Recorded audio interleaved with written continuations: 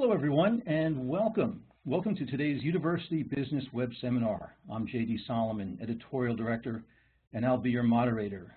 Thank you for joining us. The title of today's event is Improving How Higher Ed Does Business, and it's being brought to you through the generous support of our sponsor, Laserfiche. Now before we get going, let's get to some very quick housekeeping.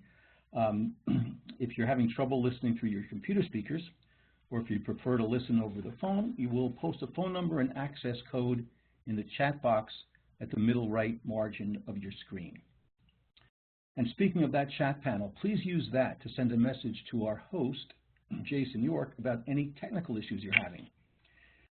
If you have a question for us today, use the Q&A panel at the bottom right corner of the screen. You can send us a question anytime. We'll answer as many as possible during the Q&A session toward the end of the seminar. Also, the slide deck will be available for you to download, and the archived recording of today's presentation will be available for you to review or forward to colleagues. I'll tell you more about that later on. Now about our program. Higher education is in the midst of significant change. Institutions are under pressure to reduce costs and improve the efficiency of operations while providing responsive, quality services to students. Many college and university leaders are turning to transformative technologies such as electronic forms, workflow automation, and enterprise content management to help them overcome these challenges. Today, we'll be taking a look at these and other issues, and we'll learn about the results of a new survey conducted by University Business of over 500 higher ed leaders. The survey explored some of the common challenges these leaders are facing when it comes to business processes, as well as the potential for technology to help overcome many of these challenges and significantly improve how higher ed does business. Now, I'm joined by Linda Ding, Senior Education Program Strategist for Laserfiche. Linda, you want to say hello? Hi, JD. Hi, everyone. I'm glad to be here. Thanks. Good, good. Okay. So, let's get started about our survey. It was developed by University Business in conjunction with Laserfiche to explore business process challenges in higher ed. We deployed it in April via email invitation. We got over 500 higher ed leaders to respond, representing more than 25 different job titles in executive leadership. They represented a variety of institution sizes. You see the biggest group was over 5,000 students, and smallest group 10,000 to 15,000, but all groups were represented. So let's discuss some of the results. First question we asked, how important is it that your institution improves the efficiency of its business processes? And we see here, well, almost over 95%, 96% said it was important or very important or urgent that they do so. So this is going to be our pattern here. I'm going to sort of be the play-by-play person, and Linda's going to provide the color commentary. Linda, how did you interpret this? Any surprises here? Well, 90% of the respondents here think that a business process improvement is extremely important and critical for institutional efficiency and future growth. And I think this is not a big surprise to everyone here. Efficiency is often associated with cost savings, with continued budget constraints that we're facing today in higher education, and it is very common that a process efficiency improvement is at the forefront of institutional concerns. At the same time, I think we have seen many of the efficiency initiatives also are driven by tech-savvy students today, who expect their learning experiences to be as intuitive and efficient as their experiences as digital consumers. Also, what we have seen is that state funding today is increasingly based on student success performance. And therefore, improving overall service delivery to students, especially those seen at a very larger level of risk, is also becoming important. Back to you, JD. Okay. All right, so we asked how important is it that your institution improve the efficiency, and then we asked how actively is your institution working on improving the efficiency of its business processes. A little bit different here. 47% said we are currently implementing new or improved processes. 26% said we're researching and considering our options. 19% said it's a regular topic of discussion, but we're not yet there taking practical steps. And 6% said it's important, but we're not actively working towards a solution. So, Linda, this is sort of like the exercise question. Everybody recognizes that exercise is important, but then when you ask how many of you are exercising, you get a little bit different answer. What do you think here? What's the why? Yeah, there's definitely a big gap we've seen here between what's considered as a priority and what gets done. I think as you pointed out, less than half of the respondents said that they are actively implementing new or improved processes despite the need to do so. And I think this reflects the reality that change is hard, and change is especially hard for established industry like higher education. I think we're going to talk about some of the key barriers that institutions are typically facing for launching the change initiative and how we can overcome those barriers. Okay. We started drilling down with a survey. Here's the question. Which areas are you working on or considering improving the efficiency of? Biggest response was in enrollment management, followed by other miscellaneous responses, then financial services, HR, and then research administration. But other comprised virtually the gamut of administrative functions, by the way. But it's clearly enrollment management is the big one, Linda. That's the point at which people enter the institutions. Does it kind of confirm what you're seeing? Yeah, it's expected that enrollment management is identified by a lot of institutions here as the key process for efficiency improvement, because that often directly impacts the student's ability to achieve academic success. It also generates great impact on the bottom line of universities and the colleges.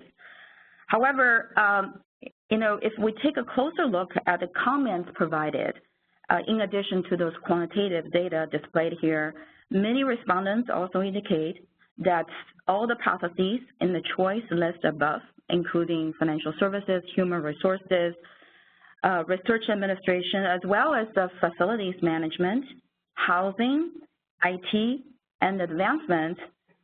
And this is just reflects a greater awareness that there is a need for large-scale process improvement across the board.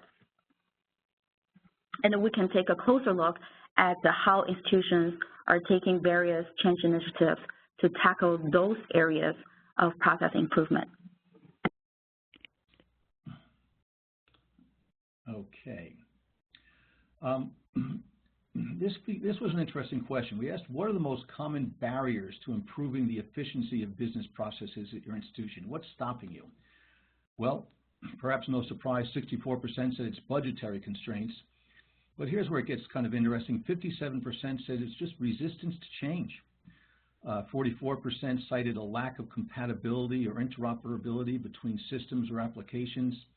35% cited lack of knowledge or leadership in change management, and 14% said it was just too difficult to re-engineer processes.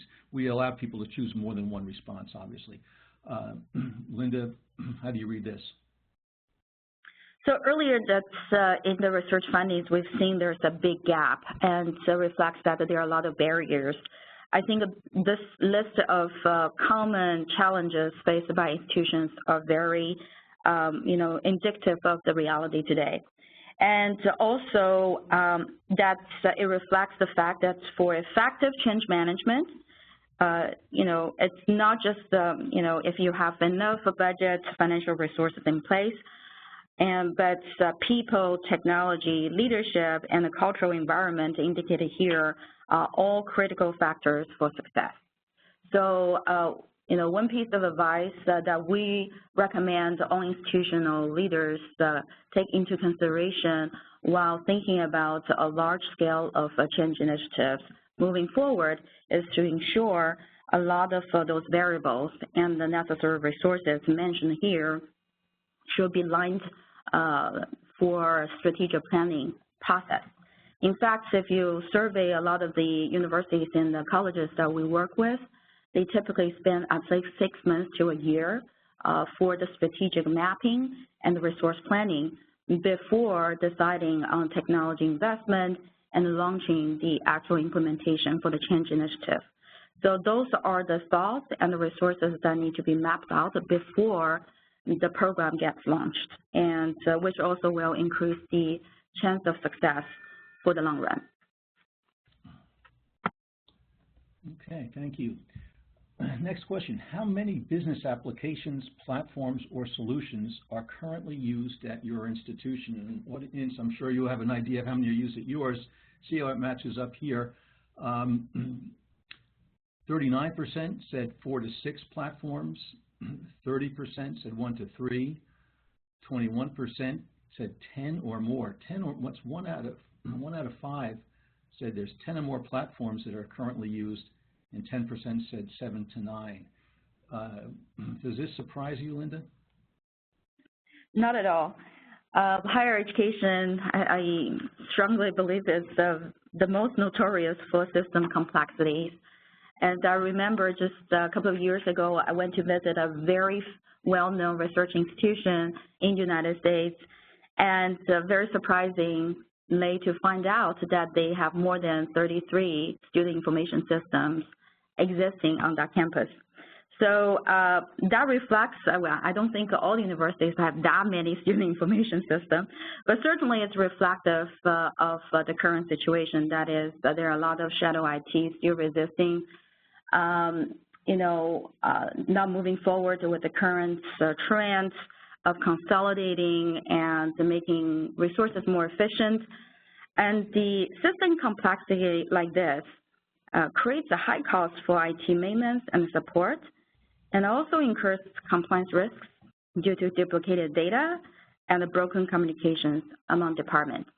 So this is definitely a very noticeable barrier for institutions that want to move forward to create a more efficient and a modernized campus operation. Yeah, it certainly seemed that way. And this is a related question here. To what extent are siloed or incompatible systems and software a challenge at your institution? So first we asked how many are using. Now we're asking, is this a challenge? And 62% said it's moderately challenging. 29% said significantly challenging. So basically, over 90% said that this is an issue, right, Linda? Yeah, absolutely. As we just talked about, silo systems, it generates a lot of high IT costs on maintenance and support.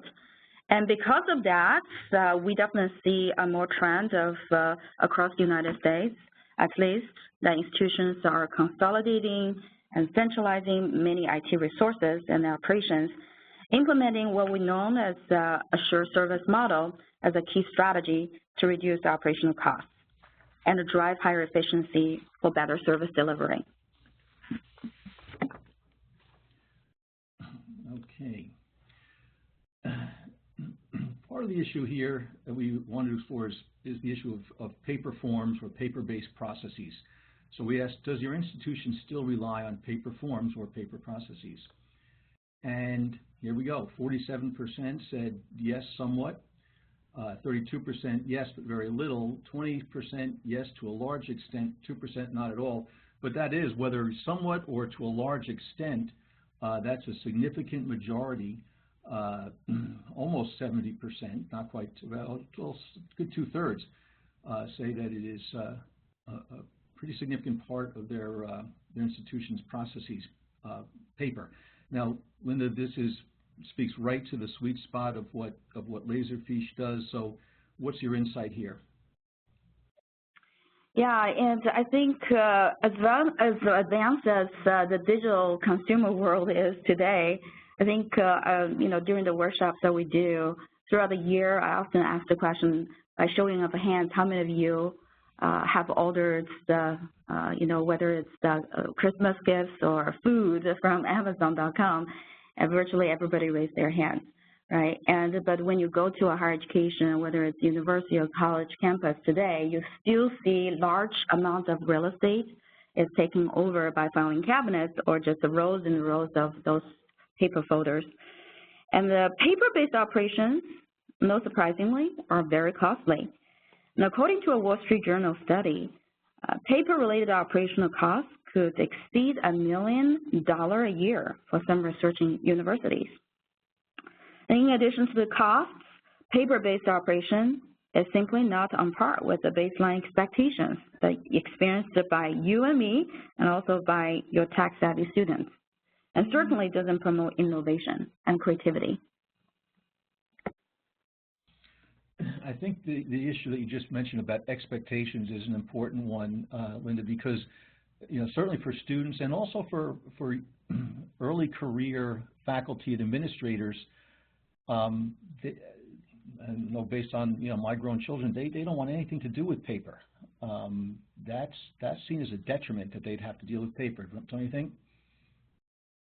Absolutely. I think higher education specifically, we're leading the cutting edge of a lot of groundbreaking scientific research. There's so many advanced technology being implemented and experimented on the university campus. But reality, there's a huge dichotomy between what's leading our minds, the future of the humanity, versus the reality of our life today.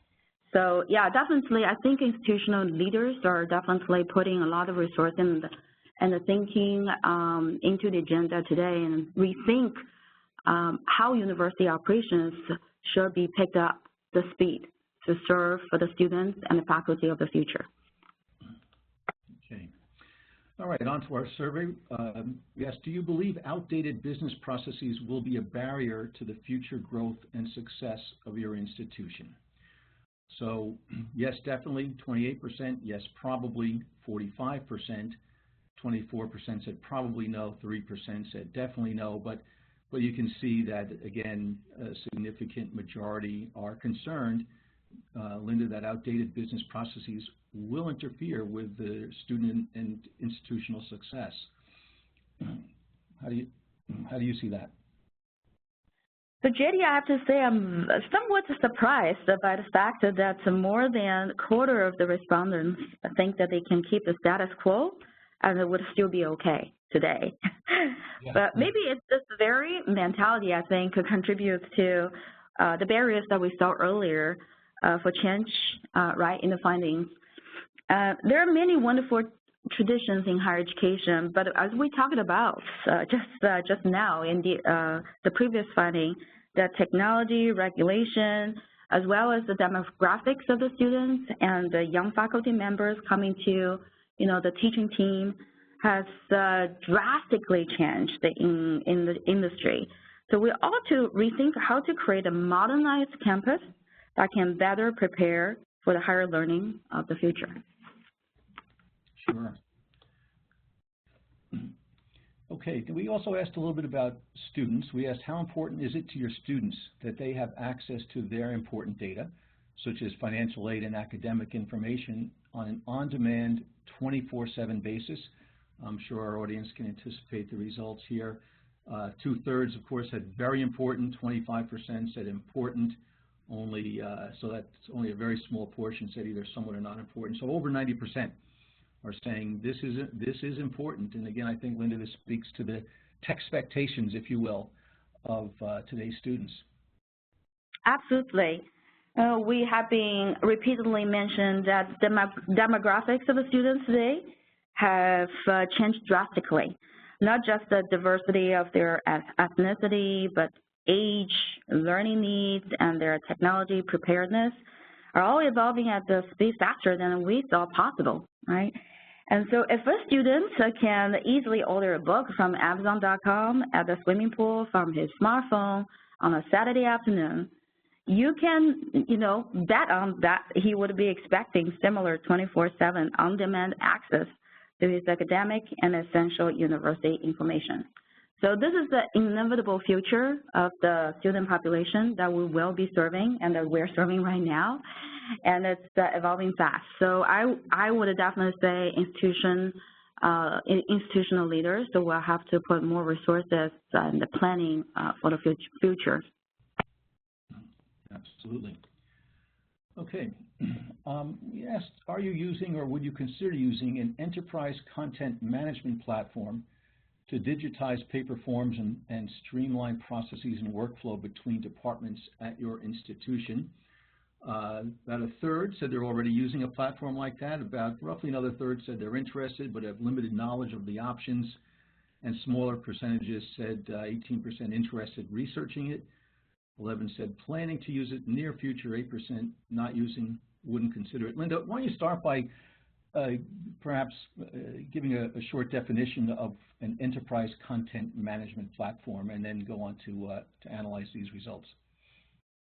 Definitely. Enterprise content management, in a nutshell, is a collection of tools and a methodology to manage the life cycle of any information that comes through, generated, or comes through your organization. So because of the very nature of ECM, I think it's increasingly becoming an important technology platform for university operations today. And like specialized applications, the ones that you are very familiar could be ERP, student information system, or human resources capital management. ECM is designed to manage documents and processes across systems and departments. So it's not just designed for a specific function or type of process. And that's one of the key reasons many institutions incorporate ECM technology as a campus-wide shared service. And the business objective here is to cut down paper costs and, more importantly, to facilitate key data exchange and increase transparency through automated process management. Okay, and in terms of the results here, is this kind of what you see throughout when you're talking to institutions and working with institutions?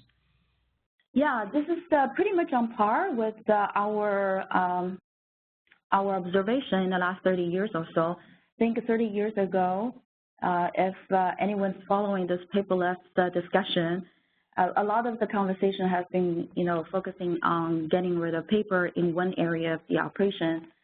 As more institutions, as we mentioned earlier, moving towards more centralized, consolidated shared services model, and the strategic planning on large scale of process improvements across the board using ECM technology platform is becoming a mainstream. In fact, I think Gartner is predicting worldwide ECM adoption by industries across well exceeding multi-billion-dollar. And I think this is reflective of not just the higher education industry general trend of looking for a platform that can bring all processes together for the purpose of increasing efficiency and transparency, but reflecting that in general, I think global-wise, so we're moving towards more of a digital information management operational model, and there is a need for creating intelligence database for facilitating data exchange and communications across functional components and across geographic regions. So I think ECM is designed because of the nature of ECM, so it naturally is put in a position to perform that role. Okay. So, Linda, wanted to devote a little bit of time for you to address some of these issues that we've raised in the context of what Laserfiche is doing. So I'm going to give you the presenter ball and let you take it from here for the next 5 or so minutes. Yeah, sure. Thank you, JD. And I think, the first 10 polling questions that we saw earlier from the survey was definitely a reality check of higher education industry today. It's good to know that there's a large concern and awareness of efficiency improvement to drive the cost down for higher education operations. And there's also a large awareness. There are a lot of challenges and barriers that are impeding institutions making those strides for achieving that goal.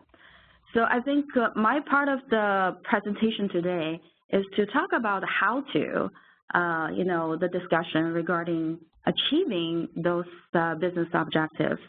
becoming more agile, become more responsive when it comes to student services.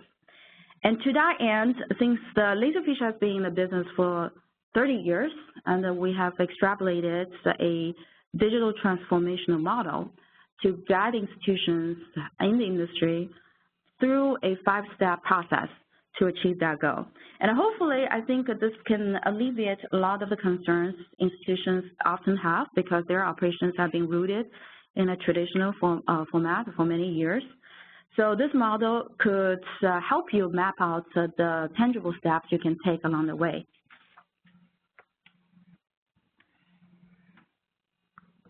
All right, so at a glance, there are about 5 stages for this digital transformational strategy.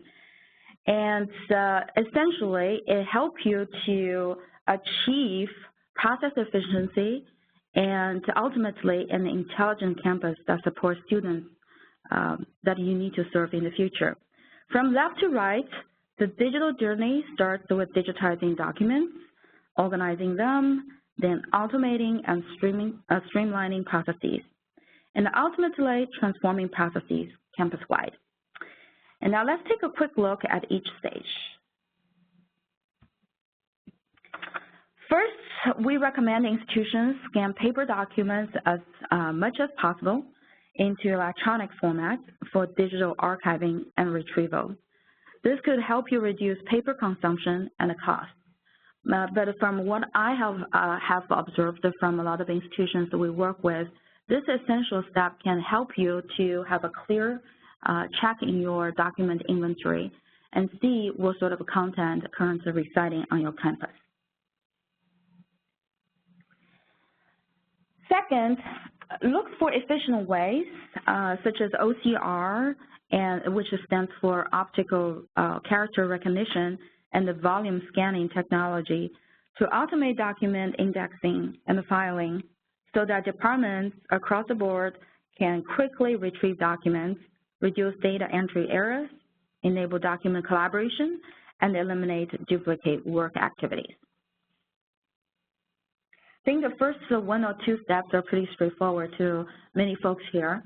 And if you have taken the first 2 steps logically and systematically, then you have been able to build a very logical and a sound digital database to serve the mission for step 3 and step 4.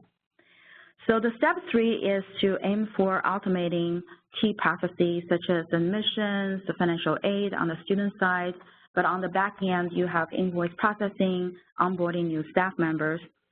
And to that end, the electronic forms, so what we have seen in recent years, has been picked as an essential tool for facilitating workflow automation. And this is largely because of electronic forms are intuitive on the user end, but also can take care of a lot of the complexity of the workflow automation behind the scene. So the user experience is great, and also at the back end from an IT maintenance and support and design and implementation standpoint of view is very intuitive as well. The benefits of this step, process automation, are not limited to just increase efficiency and the transparency, but it is a necessity to keep pace with the industry. And step number 4, once you are able to automate certain key processes, you can bring and extend that business knowledge as well as the technical knowledge beyond your current department you are serving and to all the adjacent service areas, which can increase operational transparency and efficiency cross-functional areas, helping to support healthy data stewardship, managing security and the compliance risks, and ultimately providing enhanced business insights.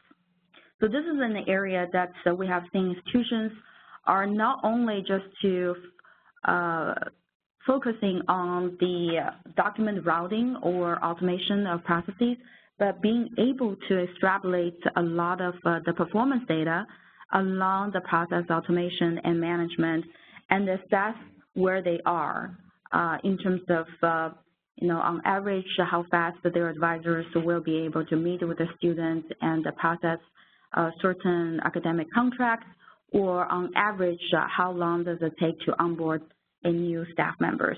Based on those insights, then lead to our fifth step is to build a more intelligent database for analyzing your future operation.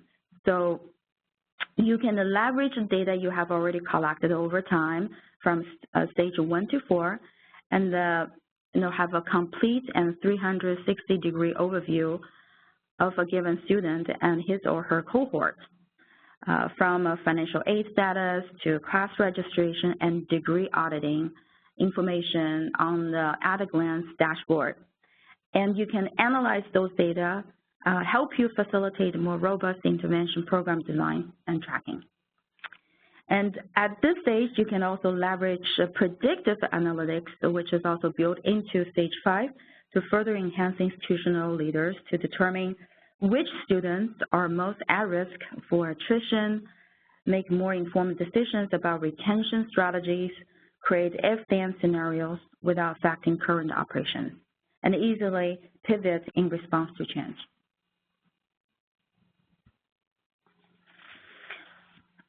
So there's no question that by improving processes, colleges and universities can obtain more insightful and accurate data and analytics, and subsequently drive more innovation and better enable student success.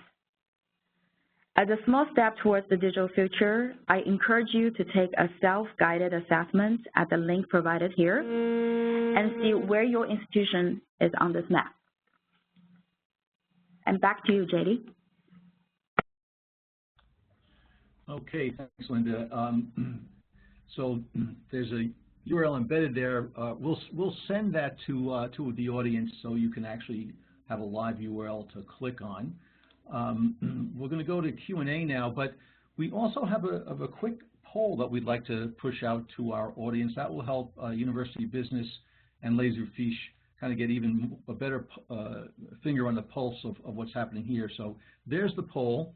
If you attendees can submit that while we get some questions here, that would be great. Linda, while we're getting some questions from the audience, I wanted to ask you to elaborate a little bit on one area, and that is the issue of change management. So in your experience working with institutions that are in fact trying to improve or working to improve their business processes, how can they best overcome these challenges and barriers that we identified earlier? Not necessarily budgeting, because that's a given, but some of these others, resistance to change. Any tactics or suggestions you can weigh in on? Yeah, absolutely. I think of all three key components that determine the success of a change management program is people, in addition to technology and the process and policy making. People is the key component and the main strategic resources for your institutional operations. So I think there need to have a lot more thoughts and planning that put forth how to communicate this change initiative to the people, the staff members, including the frontline users involved, and get them informed and initiating the discussions early on. Of course, your leadership will also be a very important component. Their buy-in, their support, and the ongoing communication from a top-down, level will be important supporting resources the institution of all levels should be seeking for while initiating the change program.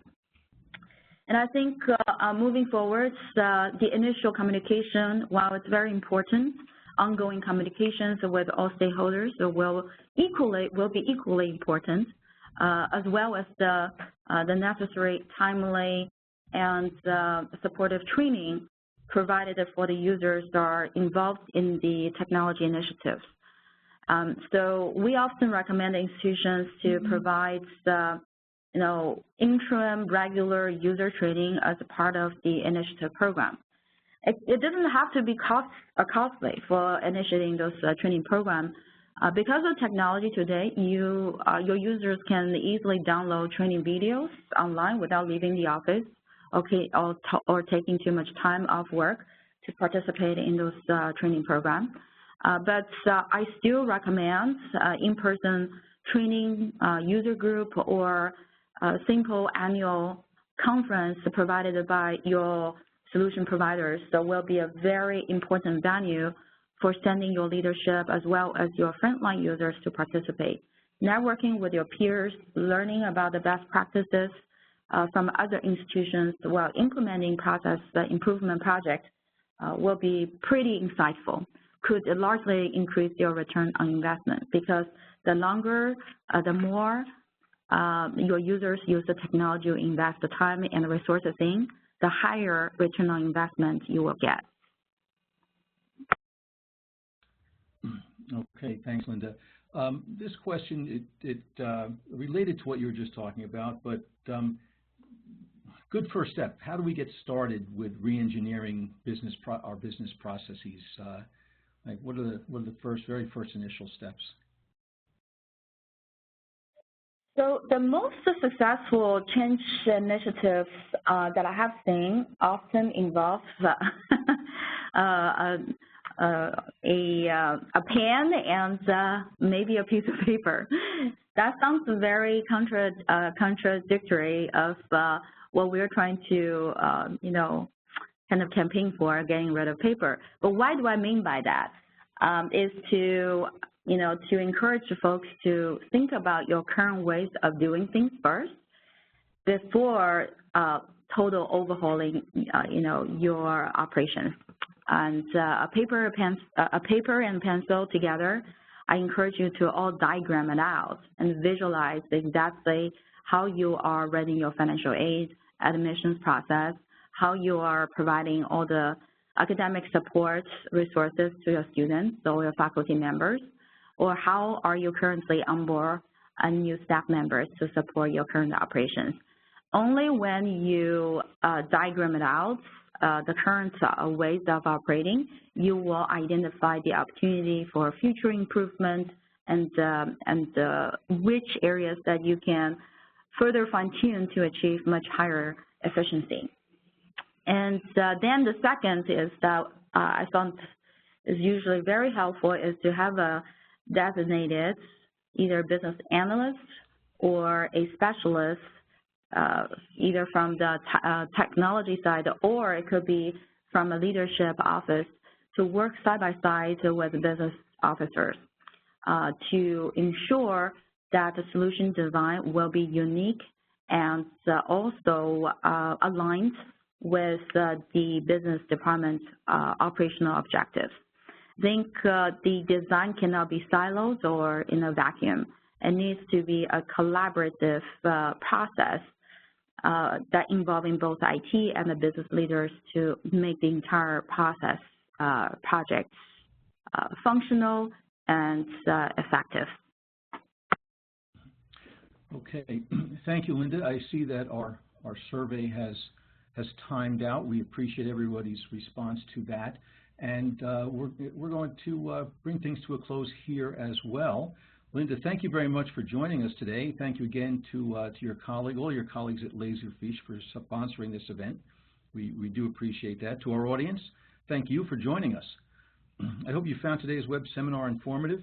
Producing events like this is just one part of our mission at UB to inform college and university leaders like you about news and trends in higher ed management. You'll find more coverage about issues such as the one we discussed today in the pages of our print magazine, on our website, and in our daily e-newsletter, UB Daily.